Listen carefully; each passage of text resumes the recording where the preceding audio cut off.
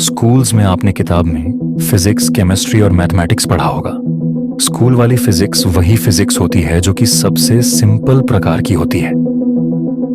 एक बॉल को एक स्पेसिफिक एंगल से फेंकने पर ग्रेविटी का उस पे क्या असर होगा, क्या डायरेक्शन होगा, कितने टाइम में नीचे आएगा, ये तो पता किया जा सकता है कन्वेंशनल फिजिक्स के द्वारा। इसे कन्वेंशनल फिजिक्स कहते हैं, वही जानी मानी फिजिक्स क्योंकि स्कूल, कॉलेजेस और यूनिवर्सिटीज में पढ़ाई जाती है। चांद का पोजीशन हर समय अलग अलग होने के बावजूद भी एक रॉकेट को कितनी स्पीड पे भेजना है और वो रॉकेट को इस तरह टाइम किया जाता है कि वो चांद पे ही एग्जैक्ट उसी जगह पर लैंड करता है जहां पर मिशन बना होता है। बहुत कुछ को, इनफैक्ट वेदर को भी प्रेडिक्ट किया जा सकता है कॉन्वेंशनल फिजिक्स के द्वारा। लेकिन दिक्कत तब आती है जब हम थोड़ी देर शांत बैठकर ये सोचते हैं कि जो जूम्ड लेवल पर, एकदम एटम के लेवल पे मैटर किस तरह बिहेव का करता है। अगर एटम से ये दुनिया बनी है तो दुनिया की फिजिक्स सूक्ष्म लेवल पे भी काम करनी चाहिए, लेकिन ऐसा नहीं होता। क्वांटम फिजिक्स या क्वांटम मैकेनिक्स दोनों एक ही चीजें हैं। उसका मतलब सिंपली ये होता है, दुनिया में हर चीज अगर बेसिकली देखें तो एटम से बनी होती है। परमाणु, आप, मैं, आपका घर, आपका स्कूल बस, आपका टेबल, आपका मोबाइल, सब कुछ एसेंशियली एटम्स ही हैं जो कि एक स्पेसिफिक वाइब्रेशन पे डांस कर रहा है। वो एटम टेबल के फॉर्म में आपको दिख रहा है। जिन 3 पार्टिकल से एटम बना होता है, इलेक्ट्रॉन, प्रोटॉन और न्यूट्रॉन, ये तो सॉलिड होते हैं, फिजिकल होते हैं। बट दिक्कत ये है, जो मैंने अभी लाइन कहा, फिजिकल होते हैं, यही असल में नहीं होता है। साइंटिस्ट्स जब एक्चुअल में स्टडी करते हैं इन पार्टिकल्स की, तब उन्हें ये वेव की तरह दिखता है। मैटर को बेसिक लेवल पर देखने पे हर चीज लिक्विड की तरह दिखता है।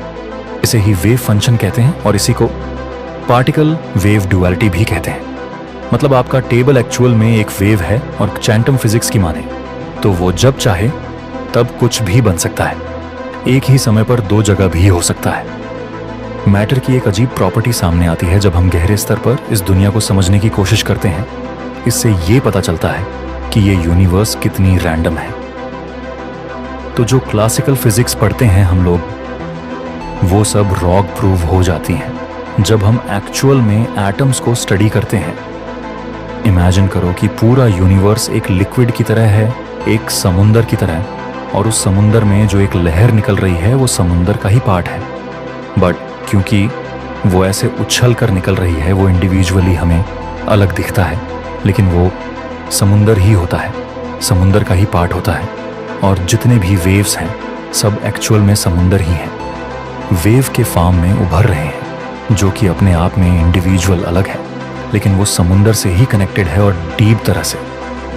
आप देखो तो आपको ये पता चलेगा कि वो समुंदर ही है जो कि वेव के फॉर्म में नजर आ रहा है, जो अपने आप में एक अलग एंटिटी बना रहा है, इंडिविजुअल एंटिटी, लेकिन वो बेसिकली समुद्री है। वैसे ये यूनिवर्स एक समुंदर की तरह है और हम गली में मौजूद, एक कुफ्ता जंगल में मौजूद एक शेर, आपका जूता, आपका मोबाइल, आपके मामा, आपकी चाची, कोई बड़ा पॉलिटिशियन, एक कैदी जो जेल में है, एक अमीर इंसान जो कि एक शानदार कोठी में रह रहा है, एक गरीब इंसान जो कि सड़क पर भीख मांग रहा है। बेसिकली ये सब इस यूनिवर्स नामक समुंदर से ही निकले हैं, जो कि दिख रहे हैं अलग अलग, लेकिन इनका सोर्स एक ही है। इसलिए ये कहा जाता है कि हम सब एक हैं एक्चुअल में और हम सब जुड़े हुए हैं।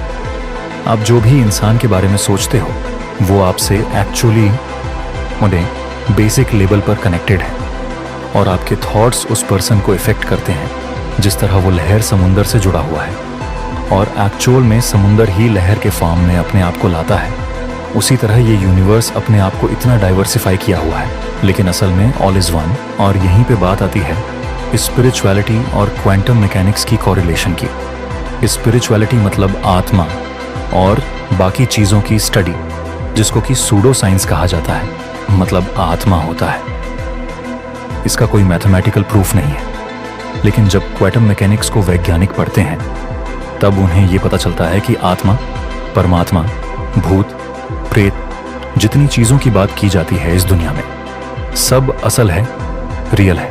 जिस वेव, जिस समुद्र की बात की गई है क्वांटम मैकेनिक्स में, वो भगवान वाहेगुरु, जीसस या फिर कोई भी नाम ले लो। इसलिए ये कहा जाता है कि भगवान हर जगह मौजूद हैं और आप और हम भगवान के ही पार्ट हैं। जिस तरह लहर समुद्र से ही उभरकर अपने आप को एक रूप देती है, लेकिन वो असमझो 0.000000000000% लोगों को ये एक्सपीरियंस होता है जिसे एनलाइटनमेंट कहते हैं, जो कि बुद्ध भगवान को हुआ था। और दुनिया में हजारों लोगों को ये हुआ है और उस एक्सपीरियंस में लोग अपने ही विशाल रूप का अनुभव करते हैं कि एक्चुअल में हम इंडिविजुअल लहर हैं, अलग अलग वैरायटी बनकर जी रहे हैं। क्रेजी फैंटम मैकेनिक्स में एक डबल स्लिट एक्सपेरिमेंट नामक एक एक्सपेरिमेंट है जिसमें यह पता चलता है वैज्ञानिकों को कि इलेक्ट्रॉन वेव भी है और पार्टिकल भी है। सिंप्लीफाई करके बोलूं तो चेयर भी है, और जैसे कि मैंने कहा वो चेयर के साथ साथ हर कुछ है, वो जो चाहे वो बन सकता है। और सबसे मेन बात ये पता चलती है इस एक्सपेरिमेंट से कि वो इलेक्ट्रॉन तभी बनता है जब उसका कोई ऑब्जर्वर होता है, जब हम उसे देख रहे होते हैं। तो इससे ये थ्योरी निकलती है कि जब आप किसी चीज को देख रहे होते हो तभी वो होती है। और संस्कृत का एक श्लोक है, यथा दृष्टि तथा सृष्टि, मतलब जिस तरह आप इस दुनिया को देखोगे वो वैसे ही बन जाएगी। और एक्चुअल में साइंटिफिकली ये बात क्वांटम मैकेनिक्स में पता चली है।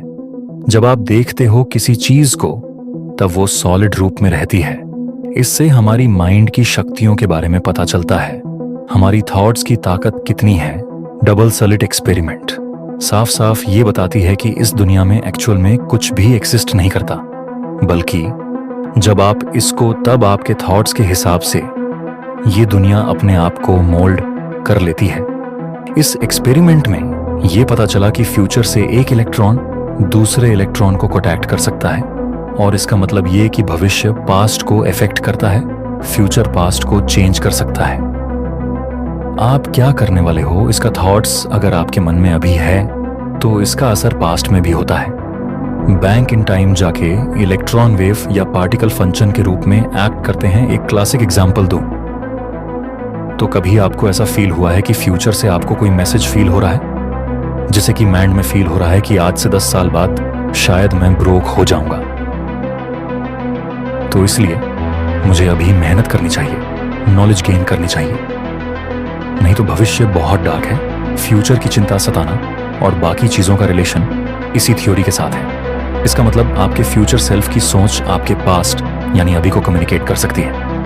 क्वांटम एंटेंगलमेंट और सुपरपोजिशन क्वांटम एंटेंगलमेंट एक्सपेरिमेंट ये शो करता है कि दो ऑब्जेक्ट्स जो कि एक्चुअल में कभी कनेक्ट हुए थे, कभी ना कभी मिले थे, वो जिंदगी भर के लिए समहाउ कनेक्टेड रहते हैं।